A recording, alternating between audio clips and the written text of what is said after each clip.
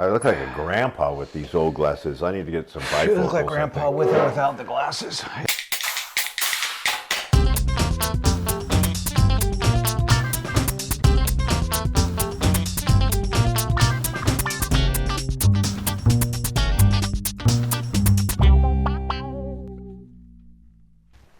Busted. You busted me on the... Here, bring up that thing you sent me with that I got busted I don't know where it is. Yeah, there's like... I said that was only the first in and out, and you said it was the only in and out. No, I said, are you sure? It was the only in and out in Oakley. No, it was the first. And I'm like, are you sure? Yeah, and I said I was sure. I said I was 100% yes. positive, and then... And I go, well, sure enough, it was the only one. Sure enough, as it turns out. Because that's what I heard in my first, when I looked at it. Good morning. Good morning. Well, back to good morning. Good morning. Okay, it's sunny. It's not raining. It's getting a little sunny. George made fun of my neck warmer. I always do. Because it's a little chilly out today. I would have preferred a scarf even. Let's ask the viewers. Honey, what do you think? What about your two, honey?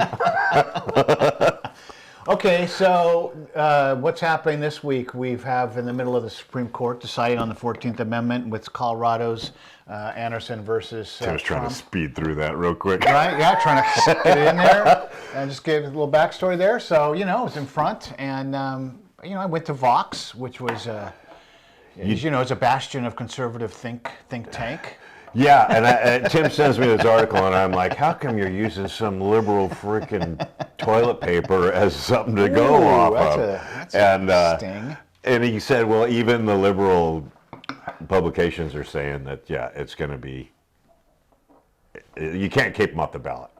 Well, it's because they're the end of what they're kind of leaning towards now by the sake of what we're taking out of the give and take between the lawyers and the Supreme Court justice is that it's not a state issue. No, of course not. For a national federal position like Commander-in-Chief, the President of the United States, that's a federal issue. It's not up to the states to take somebody arbitrarily off of the. But even so, I mean, what they're using as their argument is that he was an insurrection, and he wasn't ever even charged with insurrection. Well, that's Section 3 of 14th Amendment was rescinded twice by Congress. And so it's not even valid anymore. And they're using something that's not even valid anymore as a reason to take them off the ballot. So, and I don't know why they're not going through that with the SCO. You got the loud ring on again. TS. One moment, please. No. Section 3 of the 14th Amendment says that it can be rescinded by Congress only to keep somebody from running from office. And they rescinded it twice. I don't know, it was like 1872 and 1892. It was back in the 1800s. Maybe it was 1920 or something too. Well, because originally this was about officers in the Confederate to keep them out of States of America, right? to keep them out of politics. This is the whole impetus behind the whole thing. So it's a real stretch. But it doesn't matter what the premise was. It was rescinded. So once it's rescinded, it doesn't matter what the premise was. Well, I don't know. Apparently, it made it in front of the Supreme Court, and they're entertaining arguments. So I don't know how rescinded it's been as far as like, because it's still up there. It's like maybe they voted to not, by rescinding it, they didn't, put it into law or FAFSA or anything like that, but it's like it's still in the Constitution. I was listening to a constitutional scholar the other day. Who's a scholar, you say? Frick was it? As you say, not like Joe Biden. He's an actual scholar. He's an actual. Yeah. And it was like it even says in there in the fine print, which I don't know why the Supreme Court isn't saying something like that, because I think it's a little bit poor that they're not, because it was rescinded. I don't know if that's the right word. Okay, well, let's. We need to dive into that. We'll circle back on that then, because and the Supreme Court's job here is to entertain the arguments coming from the lawyers, and of course they talk about how Vox, of course, is talking about how Jonathan Mitchell, the lawyer representing Trump, is way over his head, et cetera, et cetera. And I don't know. I didn't him alive. I didn't read everything, but it's interesting that they're doing whatever they can to rip apart Trump's case in the media. Yeah. In the liberal media. And in actuality, they did send some pointed questions towards Mitchell, but they said that they were just laughing at Murray's Murray's arguments. Like there's no Yeah. ambiguity or something like that. Like if there's no ambiguity, it's based on a lot of ambiguity. you Well, know? and like I think who was it? Was it possibly Gorsuch or somebody that said that? Possibly could be any See, and I say possibly because I don't know. Is it, it's like, what's to stop kicking off ACB, Amy Coney Barrett. Democratic nominees? Nothing's to stop if you let the states do this, of course. And even Justice Alina Kagan, who's an Obama appointee, as we all know, said it sounds awfully national to me, as far as like the whole premise behind the thing. It's not a state issue, and that kind of thing. So it's just kind of interesting. And Jackson, said some interesting things that didn't mention president in there. It talked about all these other officers and people of, in the government, but didn't mention president specifically. Now you have the Colorado Secretary of State that comes out and pops off, says that what? Threatens the country's future. Oh, he said that it. Anyway, it's like, of course, everything that happens in front of the Supreme Court when it comes to the far left is going to be, it's a matter of life and death when it comes to democracy of this country. So far be it from them to let Trump be on the ballot and let the people of the country decide who's going to be in there. By the way, Isn't that so interesting how they're saying it's just going to be the end of democracy, yet they're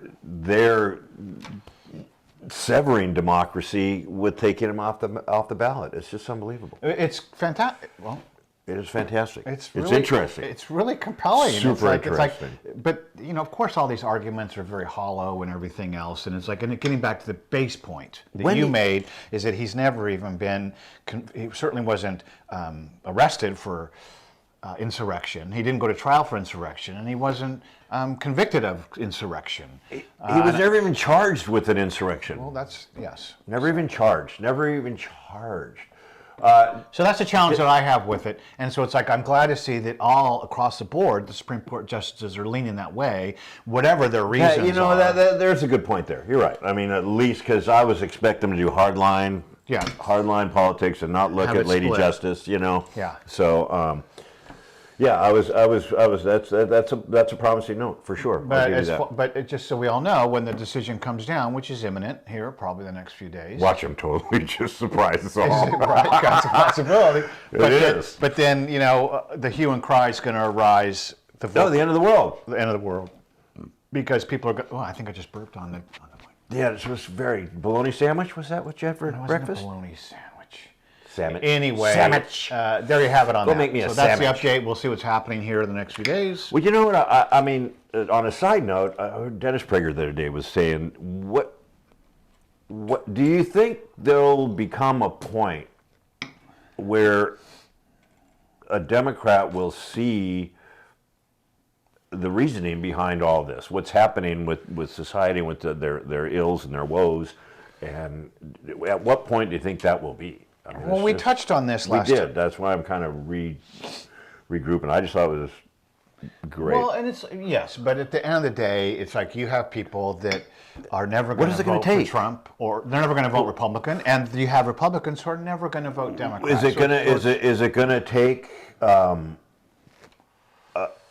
Venezuela's path, and then all of a sudden it's too late to correct it, and then they're gonna go, oh, that's when they'll say they're wrong. Well, I don't think we're going to. I think that's a few more generations down the road to end up like. Well, I mean, and I think you're talking about Argentina than Venezuela. Or yeah, both, Argentina. actually. Well, Venezuela's where they did that. Venezuela was one of the wealthiest countries in the world. That's right. That's what I'm talking about. Yeah, I know. And we Before we're one of the most wealthy, not Argentina. Had all the industry state run and all that kind of stuff, and socialized everything. So yeah, well, we all know what happened there. Except for Sean Penn, still hasn't atoned for that. He hasn't come out and said that Chavez destroyed this country. And at the time, he was all like rah rah rah.